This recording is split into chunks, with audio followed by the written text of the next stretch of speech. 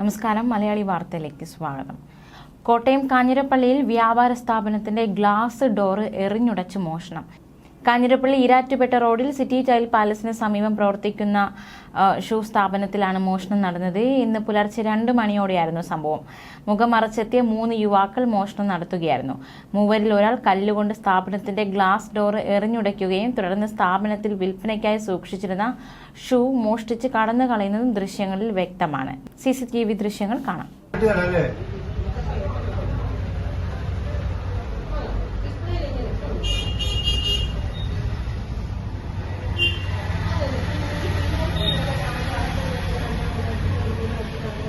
മറ്റന്മാര് മോൻ മറിച്ചിട്ടില്ല അല്ലേ?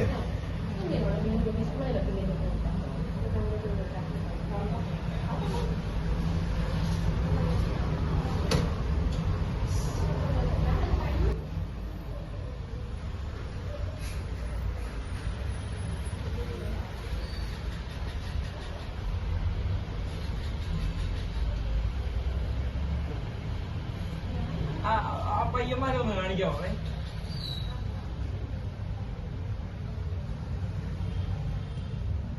അതേസമയം കഴിഞ്ഞ ദിവസം കോട്ടയത്ത് തന്നെ മറ്റൊരു മോഷണ ശ്രമം വാർത്ത പുറത്തു വന്നിരുന്നു. കോട്ടയം വടവാതൂരിന് സമീപം മാധവൻ പടിയിൽ നിരവധി വീടുകളിൽ മോഷണ ശ്രമമുണ്ടായി.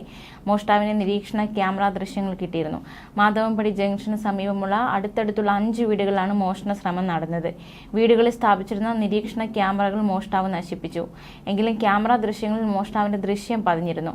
മെലിഞ്ഞ് ഉയരം കൂടിയ 40 വയസ്സിനടുത്ത് പ്രായം തോന്നിക്കുന്ന പുരുഷനായിരുന്നു കവർച്ചാ ശ്രമം നടത്തിയത്. പ്രദേശവാസികളായ ചിലരുടെ വീടുകളിലാണ് മോഷണ ശ്രമം നടന്നത്. ഒരു വീട്ടിൽ ജനൽ കമ്പി വളച്ച് അകത്ത് കയറാൻ ശ്രമം നടത്തിയിട്ടുണ്ട്. മറ്റൊരു വീട്ടിൽ മോഷ്ടാവ് കയറിയത് മനസ്സിലാക്കി പോലീസിനെയും വിജയപുരം പഞ്ചായത്ത് വാർഡ് മെമ്പറെയും അറിയിക്കുകയായിരുന്നു. തുടർന്ന് പോലീസ് പരിശോധന നടത്തിയപ്പോഴാണ് സമീപ വീടുകളിലും മോഷണ ശ്രമം നടത്തിയത് വ്യക്തമായത്. എന്നാൽ പിറ്റേന്ന് മാത്രമാണ് കൂടുതൽ വീടുകളിൽ കയറിയതായി വ്യക്തമായത്. 1 മാസം മുമ്പ് സമാനമായ രീതിയിൽ മിൽമ ഡയറിക്ക് സമീപമുള്ള 2 വീടുകളിൽ മോഷണ ശ്രമം നടന്നിരുന്നു. പോലീസ് അന്വേഷണം തുടങ്ങിക്കഴിഞ്ഞു.